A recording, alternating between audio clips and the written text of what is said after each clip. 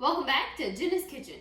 It is FFA week, and in FFA we have an SAE, which is a supervised agriculture experience, and mine is obviously food. But there's a few other students who also have SAEs in food, so I figured I would show y'all some of their SAEs and what they're about.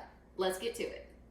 First up is Kathrine Woodward. Her SAE is about her bees. She's even partnered with Logan Simpson and Warren County farmers to put beehives on their farm so that the bees can pollinate their crops and that we can have local honey from those counties. Kathrine knows that pollination is a big part of agriculture and we couldn't do it without the bees, and some people don't want to put the time into bees because of the cost and the fact that they're bees. So go check out her SAE on Facebook and Instagram at Black Lake Creek Apiary. Which do you prefer, steak or pork chops? Well, if you're Mallory Whitson, you like both and you raise both. Mallory's SAE is about raising beef and swine. When she was 8, they raised beef, and then when she was 13, they switched over to both beef and swine. Her farm, she raises both show cattle and show pigs and shows them at local shows and fairs. Did you know that pinto beans can be raised in Kentucky? Well, Gracie's nanny raises some right here in Logan County. She used to have a farm in Arizona where they've raised a ton of pinto beans, and then when they came over here, they decided, hey, let's try to grow some more. And this year, they've been super successful, selling over 2,000 pounds of beans all across Kentucky. And Kathrine's bees will pollinate these beans so we can have some for our recipe today. Don't forget to go check Gracie out on Facebook, JKL Pinto Beans. These are just 3 of the other foodie SAEs in my chapter, and I will have all their links in the description box down below. Now it's time to cook some quick pinto beans. We've got our Instapot, and we're going to cook our pinto beans in the Instapot because it is so much quicker. You don't have to soak the beans overnight. You don't have to cook them for as long.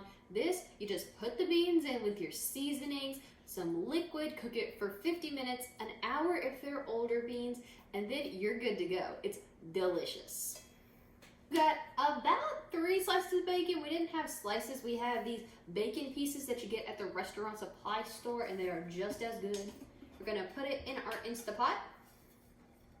Turn it on saute. We're going to saute these until they're cooked. You hear that sizzle? That's what we want. We don't want to overcook our bacon. We just want to render some fat and some flavor for our beans. We're going to add 1 cup of onions to saute with our bacon.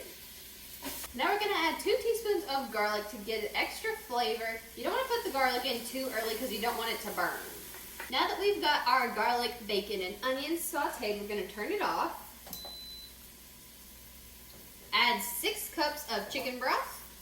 When adding the chicken broth, you want to make sure that you don't go over the max fill line of your Instapot. You might have to half this recipe if 6 cups is too much for yours. We have 2.5 cups or 1 pound of pinto beans raised right here in Logan County. And we have 1 teaspoon of salt, 1 teaspoon of cumin, 1 teaspoon of paprika, and half a teaspoon of pepper. Give everything a nice little mix. Put the top on. Make sure it is sealed and not venting. That way when you're cooking it, all the pressure stays inside. That's the beauty of the Instapot. It doesn't take as long. Put it on sealed and put on manual for 50 minutes. If you have older beans, you might have to cook it the extra 10 minutes depending on how old your beans are. Our beans are done cooking. We have let all the steam out. Now it's time to check them. They look so good. Got a little taste tester spoon, and I'm going to stir it around. Let it cool off for a second, then give it a taste. Here are the pinto beans that we made today. I hope you guys enjoyed this recipe and hearing about the other SAEs about food in my chapter. If you like this video, please like it and comment your favorite way to have pinto beans down below. Subscribe to Jenna's Kitchen and have a great day.